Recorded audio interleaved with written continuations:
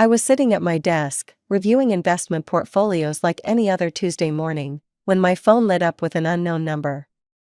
Usually, I'd let it go to voicemail. Spam calls are endless these days, but something made me pick up. Maybe it was intuition, or maybe just random chance. Either way, that call would turn my carefully constructed world upside down. "Hello?" I answered, still scanning the numbers on my screen. The office around me was quiet except for the gentle hum of the air conditioning and the distant sound of keyboards clicking. "Harper?" The voice on the other end was hesitant, familiar in a way that made my stomach clench. It's your mother." My fingers froze over the keyboard. 12 years. It had been 12 years since I'd heard that voice, since I'd spoken to any of them, my mother, my father, or my sister Lily. 12 years of building my own life, my own success, far away from their toxic favoritism. I glanced at my office door, grateful that it was closed. "What do you want?" My voice came out harder than I'd intended, but then again, maybe that's exactly how I meant it to sound. My free hand curled into a fist on my desk. There was a pause, a deep breath. "Your father is very ill, Harper. The doctors, they say he doesn't have much time left." Her voice cracked slightly. "We want you to come home, to make peace, to say goodbye." I sat there, staring at the modern art piece hanging on my office wall, the one I'd bought myself last year, just because I could. The silence stretched between us like a rubber band ready to snap. Outside my window, life went on as normal, people walking, cars passing, the world spinning. But in my office, time seemed to stand still. "I'll think about it," I finally said, and hung up before she could respond. Before she could try to guilt me, manipulate me, or whatever else she might have planned. For a long time I just sat there, my coffee growing cold beside me, memories flooding back that I'd tried so hard to lock away. But they came anyway, like a dam breaking, and I found myself remembering everything that had led to this moment. Every slight, every betrayal, every moment of choosing Lily over me. I was always the responsible one, the independent one, I had to be. From the time Lily was born, just 2 years after me, it was clear who the favorite was. Every birthday, every Christmas, every ordinary day, the pattern was the same. Lily got the new toys, the prettier clothes, the bigger portion of dessert. I got the hand-me-downs, the practical gifts, the lectures about being a big sister and how I needed to set an example. When Lily wanted my new colored pencils in 3rd grade, Mom made me share them. "You know how sensitive your sister is," she'd say, while Lily smirked behind her back. When she broke my favorite book by throwing it in the pool during a tantrum, Dad just said accidents happen and bought her an ice cream to cheer her up. The book had been a gift from my favorite teacher, and I'd spent hours reading it under my covers with a flashlight. No one bought me a replacement. When she got better grades, they threw parties. "Look how smart our little girl is," they'd crow, while I sat in the corner with my straight A's that were just expected. When I got better grades, they just nodded and said, "That's what we expect from you, Harper. You're older, you should be setting the example." I learned early on that if I wanted something, I had to get it myself. At 16, I started working at Joe's Cafe after school. The manager, Sarah, became more of a mentor to me than my own mother ever was. She taught me about responsibility, about saving money, about standing up for myself. I saved every penny, dreaming of the day I could build my own life. The phone incident was what really opened my eyes to how deep the favoritism ran. I'd saved for months to buy myself a smartphone, nothing fancy, just a basic model. $400 that I'd earned one tip at a time. The day I brought it home, Lily threw a fit. "But I want one too," she wailed, reaching for my phone with grabbing hands. "Harper, give it to me. You're so selfish." "No," I said firmly, holding it out of reach. "I bought this with my own money. You can save up for one too, you can get a job like I did." "Mom," Lily screamed, her face turning red. "Dad, Harper's being mean." They came running, of course. They always came running when Lily called. Mom from the kitchen, Dad from his study, both looking concerned about their precious baby's distress. "Harper," my father said sternly, his face set in that disappointment I knew so well. "Why are you being selfish? Your sister just wants to see your phone." "Because it's mine," I replied, my voice shaking with anger and hurt. "I worked for it, I earned it, every single dollar." "You're supposed to love your sister," my mother added, her disappointment evident. "How can you be so cruel? We raised you better than this." I looked at them, really looked at them, and something clicked into place. This wasn't normal. This wasn't fair. This wasn't love. This was something else entirely, and I was done pretending it was okay. "I do love her," I said quietly, steel in my voice. "But that doesn't mean I have to give her everything I own."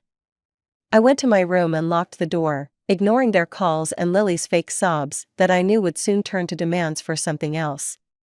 That night, I started researching colleges in other states, dreaming of escape. I opened a new document on my computer and typed college applications at the top. I remember the day the acceptance letter came like it was yesterday. I was 18, had just graduated high school, and my hands were shaking as I opened the envelope from the investment management program in Arizona. Sarah watched me from behind the cafe counter. She knew how much this meant to me. "I got in," I whispered, then louder, "I got in." Sarah hugged me tight. "I never doubted you for a second, kiddo." The letter offered a partial scholarship, which was more than I'd hoped for. I'd need about $30,000 to cover the rest of the expenses. It should have been no problem. I knew about the money Grandpa had left before he died. He'd made it clear it was for both his granddaughter's education. I'd been there when he told Mom and Dad, "Make sure both girls get their schooling. That's what this money is for." I drove home that day full of hope. Maybe this would be the moment things changed. Maybe they'd be proud of me.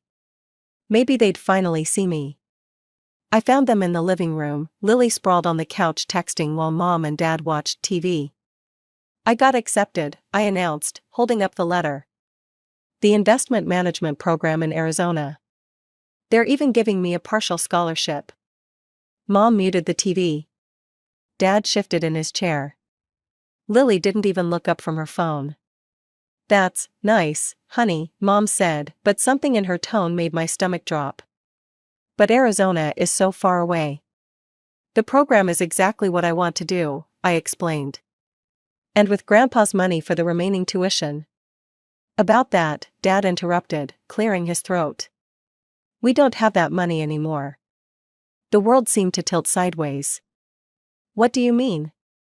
"Grandpa left that money specifically for our education, both of us." "Well," Mom said, smoothing her skirt, "we had to make some choices. Investment opportunities came up, and—" "What about Lily's college fund?" I asked, though I already knew the answer. I could see it in their faces. Dad actually laughed. "Don't worry about your sister's education. We've got that covered." "So you spent my portion?" My voice was rising. "You spent the money Grandpa left for my education, but kept Lily's?" "Don't be dramatic," Mom said. "You're good at figuring things out. You'll find a way." I looked at them, really looked at them. At Mom's expensive jewelry. At Dad's new golf clubs in the corner. At Lily's designer clothes and latest iPhone. "You're telling me," I said slowly, "that you spent the money my grandfather left for my education, on stuff? On yourselves?" "Watch your tone," Dad warned. "No," I shouted. "I won't watch my tone. This is wrong, this is so wrong. Grandpa wanted that money to go to both of us." "Get out," Mom snapped. "Just get out until you can speak to us with respect." I stormed out, slamming the door behind me. I drove to the cafe, tears blurring my vision, and worked my shift in a daze. The next day was my regular morning shift at the cafe. I went through the motions, making coffee and serving breakfast, trying to figure out what to do next. Sarah noticed something was wrong but didn't push. That's why I loved her. When I got home that afternoon, my key wouldn't work in the lock. I tried again and again, but it wouldn't turn. That's when I noticed my suitcases, the old ones from the basement, sitting by the door. They were stuffed with my clothes, some haphazardly folded, others just shoved in. "Mom," I called out, knocking. "Dad? You're not welcome here anymore," Mom's voice came through the door. "We won't have that kind of disrespect in this house." "Are you serious?" I couldn't believe what I was hearing. "You're kicking me out? Because I was upset that you stole my college money?" "Don't be so dramatic," she replied. "You're 18 now, an adult. Time to figure things out on your own." I stood there, staring at those suitcases, trying not to cry. Cars passed by on our street, neighbors who'd known me my whole life driving past like nothing was wrong. Like my parents hadn't just thrown me out. "What about Lily?" I asked, my voice breaking. "Would you ever do this to her?" There was no answer, just silence. I pulled out my phone with shaking hands and called my Aunt Rachel, Mom's sister. She answered on the second ring. "Harper, what's wrong? You sound upset." I told her everything, my words tumbling out between sobs. About the college acceptance, about Grandpa's money, about being locked out. "Stay right there," she said firmly. "Your Uncle Mike and I are coming to get you." 45 minutes later, their car pulled up. Uncle Mike loaded my suitcases into the trunk while Aunt Rachel hugged me tight. "I'm so sorry, sweetie," she whispered. "This isn't right." That night, sitting in their guest room, Aunt Rachel and Uncle Mike came in with a check. "We want to help with your college tuition," Aunt Rachel said. "It's not everything, but it's what we can do." "I'll pay you back," I promised through tears. "Every penny." "We know you will," Uncle Mike said. "Because unlike some people, we know exactly who you are and what you're capable of." I looked at that check, $30,000. Enough to cover what the scholarship didn't. Enough to change my life. The next 12 years passed like a dream I'd built with my own two hands. College was tough, but exhilarating. I threw myself into my studies, working part-time at the university's financial office to cover living expenses. Every semester, I made the dean's list. Every summer, I landed prestigious internships. And every month, I put aside money to repay Aunt Rachel and Uncle Mike. During those 4 years, my phone never rang with calls from my parents or Lily. Sometimes I'd catch myself wondering what they were doing, but then I'd remember the suitcases on the doorstep and force myself to focus on my future instead. My first job offer came 2 months before graduation, a junior position at Goldman Investment Partners. The starting salary was more than I'd ever dreamed of. The day I signed the contract, I called Aunt Rachel. "I did it," I told her, my voice shaking with excitement. "They want me to start right after graduation." "Of course they do," she said, and I could hear the pride in her voice. "You're exceptional, Harper. You always have been." I stayed in the same city as my job, starting in a tiny studio apartment that barely fit my bed and desk. But I didn't care, it was mine. Every morning, I'd wake up at 5, hit the gym, and be at my desk by 7:30. Every evening, I'd stay late, learning everything I could from my colleagues. My boss, Catherine, took me under her wing. "You've got something special," she told me one night as we worked on a major client presentation. "You're hungry, but not desperate. Driven, but not reckless. We need more people like you." 3 years in, I made senior analyst. 2 years after that, investment manager. My salary doubled, then tripled. I moved from my studio to a luxury apartment with floor-to-ceiling windows and a view of the city. I bought my first Mercedes, a sleek black C-Class that made me smile every time I saw it in the parking garage. I paid off my debt to Aunt Rachel and Uncle Mike in full, though they tried to refuse the money. "We didn't help you so you'd pay us back," Aunt Rachel protested. "I know," I told her. "You helped me because you love me. But I'm paying you back because I love you too, and because I keep my promises." I traveled the world, Paris, Tokyo, Sydney. Posted pictures on social media of sunsets in Santorini and snow-capped peaks in Switzerland. I never blocked my family on social media, but I never looked at their profiles either. Let them see my success if they wanted to. I was done looking back. Until that phone call in my office, 12 years later, bringing it all crashing back. The week after my mother's call, I found myself driving down the familiar streets of my hometown. Everything looked smaller somehow, less significant. I pulled up to my parents' house in my Mercedes, adjusting my Chanel sunglasses in the rearview mirror. The house hadn't changed much, same blue shutters, same wooden swing on the porch. But now I could see the peeling paint, the sagging gutters, the signs of neglect. My mother opened the door before I could knock. She'd aged more than I expected, gray streaking her hair, lines around her mouth that hadn't been there before. "Harper," she breathed, reaching for a hug I didn't return. You look so successful." "Where's Dad?" I asked, stepping past her into the house.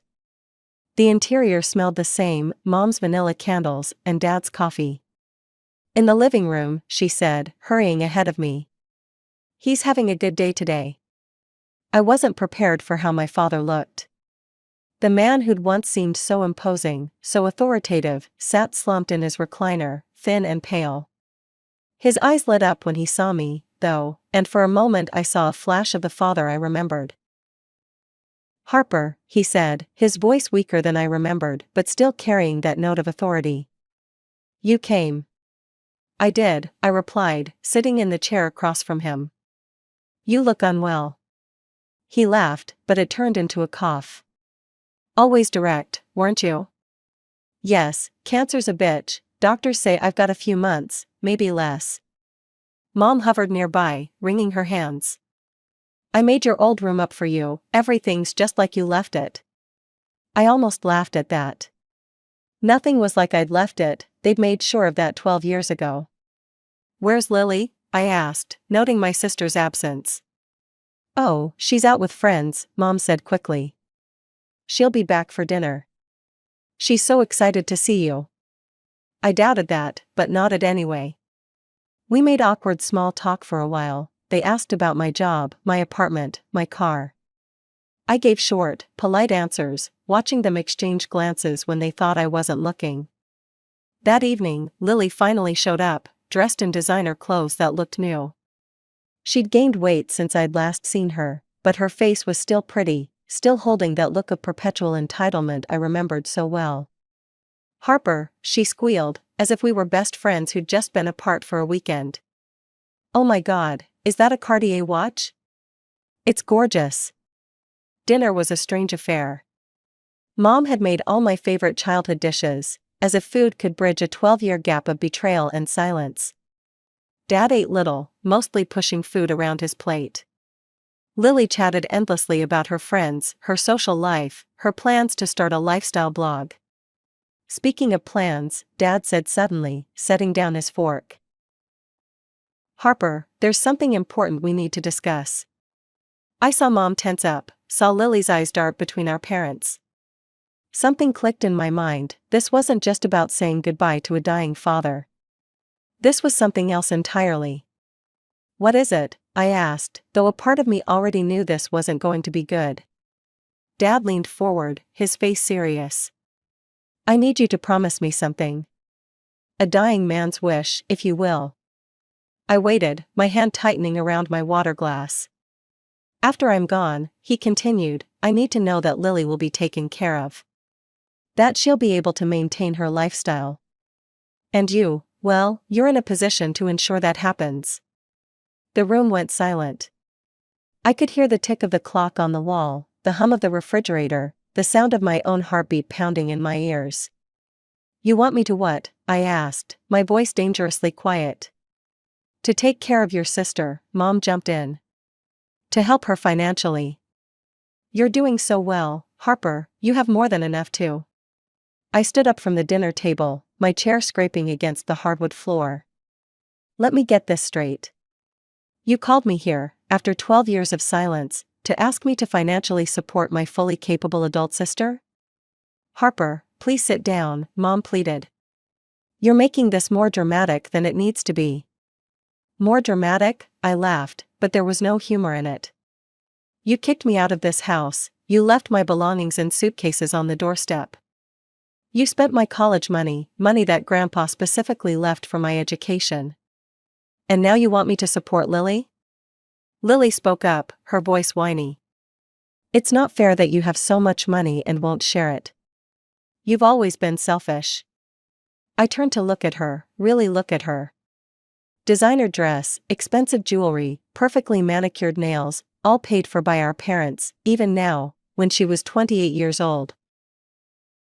What exactly have you been doing these past 12 years, Lily? I asked. While I was working 60-hour weeks, building my career, what were you doing? I've been finding myself, she replied defensively. Not all of us want to be corporate slaves. Finding yourself? On Mom and Dad's dime? I shook my head. And now that Dad's sick, you're worried about losing your meal ticket, aren't you? Don't talk to your sister that way, Mom snapped. She's sensitive. She needs to grow up, I shouted. She needs to learn how to support herself. She needs to stop depending on everyone else to fund her lifestyle. Dad's fist hit the table, though with less force than I remembered from childhood. Enough. I'm dying, Harper.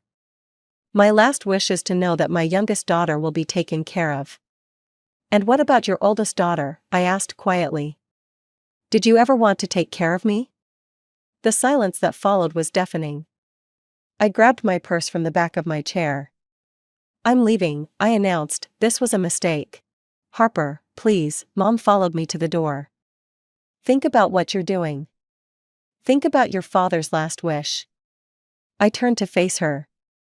I'll help pay for Dad's medical bills if he needs it. But I will not support Lily, that's my final answer. I walked out to my car, ignoring my mother's calls and my sister's dramatic sobs. As I drove away, I pulled over after a few blocks and called my aunt. They want me to support Lily, I said when she answered. Can you believe that? Oh, Harper, she sighed, I was afraid it might be something like that. Your sister hasn't worked a day in her life, and your parents, they've enabled her for so long. The next 2 days were a blur of angry calls and text messages. My mother and sister bombarded my phone with guilt trips and accusations. You're killing your father with your selfishness, Mom texted. You've always been jealous of me, Lily wrote. You're just trying to punish me. I saved every message but didn't respond. Something told me I might need them later. When Mom called again, I turned on my phone's recording app before answering. Harper, she started immediately, how can you be so cold, so selfish? Your sister needs you. I'm willing to help Dad, I replied calmly. But Lily is an adult. She needs to support herself. You're not worth your sister's little finger, Mom spat. We should never have called you. I ended the call and sat in my office, staring out at the city skyline. Then I opened my laptop and went to my mother's social media page. There it was, a long post about her heartless daughter who refused to help her dying father. The comments were filled with relatives and family friends expressing their shock and disappointment in me. Something snapped inside me. 12 years of silence, and this was how they wanted to play it? Fine. I wrote my own post, attaching screenshots of the texts and the recorded call.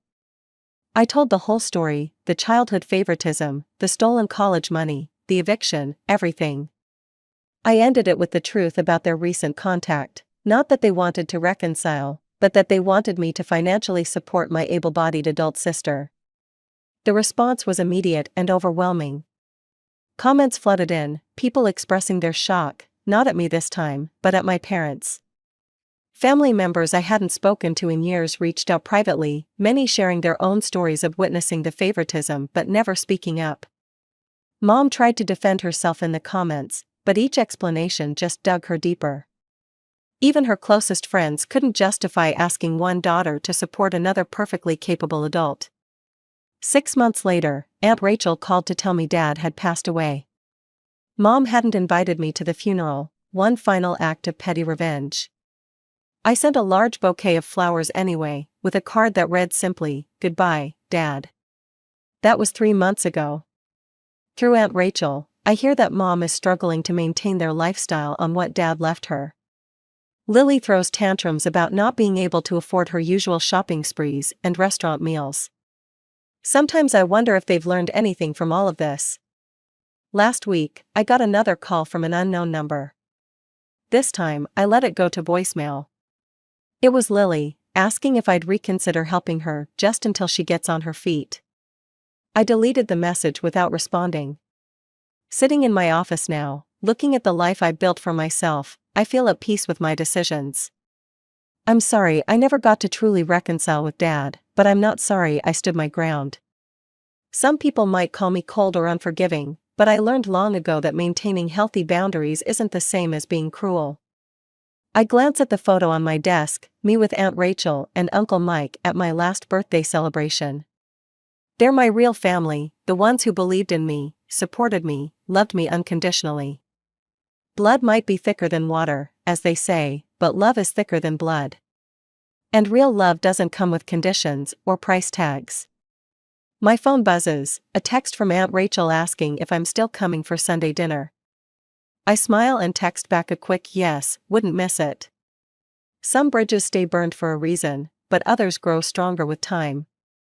I've learned to know the difference.